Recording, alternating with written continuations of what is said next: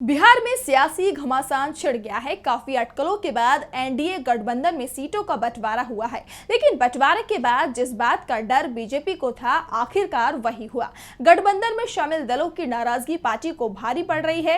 NDA में बगावत छिड़ चुकी है। एनडीए के सहयोगी इंडिया गठबंधन की राह देखने लगे हैं। तो कैसे बिखर रही है एनडीए, किन दलों ने छिड़ी बगावत, अब बिहार में एनडीए गठबंधन का क्या होगा स्वरूप, जानने के लिए देखिए ये रिपोर्ट।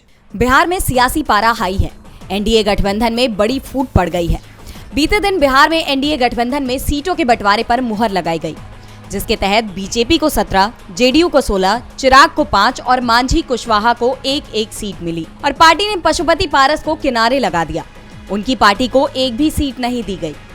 पशुपति पारस ही नहीं, मुकेश सहनी की पार्टी भी खाली हाथ रही, जिसके बाद एनडीए में बगावत छिड़ गई है। आरएलजेपी के नेता पशुपति पारस ने केंद्रीय मंत्री के पद से इस्तीफा दे दिया है। पशुपति पारस को पहले से ही एहसास हो गया था कि बीजेपी किसी की सगी नहीं है और उन्होंने पहले ही दल बदलने को लेकर संकेत भी दे दिए थे। इस्तीफे के बाद मीडिया से बात करते हुए पशुपति ने कहा कि एनडीए ने मेरे साथ नाइंसाफी की, अब मैं तय करूंगा कि जाना कहां है। आपको बता दें, पशुपति आरजेडी के साथ संपर्क में बताए जा रहे हैं, जिसके बाद संभावना जताई जा रही है कि 1-2 दिन में वो बड़ा ऐलान कर सकते हैं। तो वहीं मुकेश सहनी की नाराजगी भी पार्टी पर भारी पड़ती हुई नजर आ रही है।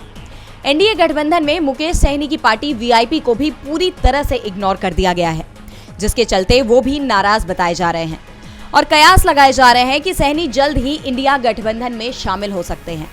उन्होंने इसके संकेत पहले ही दे दिए थे। उपेंद्र कुशवाहा की पार्टी को हालांकि एनडीए ने 1 सीट दे दी है, लेकिन उपेंद्र की मांग 3 सीटों की थी और उनकी मांग पूरी नहीं होने को लेकर हाईकमान से उनकी नाराजगी भी जाहिर है। ऐसे में गठबंधन में सीट बंटवारा हो जाने के बावजूद बिहार में एनडीए की स्थिति बेहद कमजोर नजर आ रही है। मुख्यमंत्री नीतीश कुमार ने भी सीट बंटवारे के मुद्दे से खुद को अलग कर लिया है।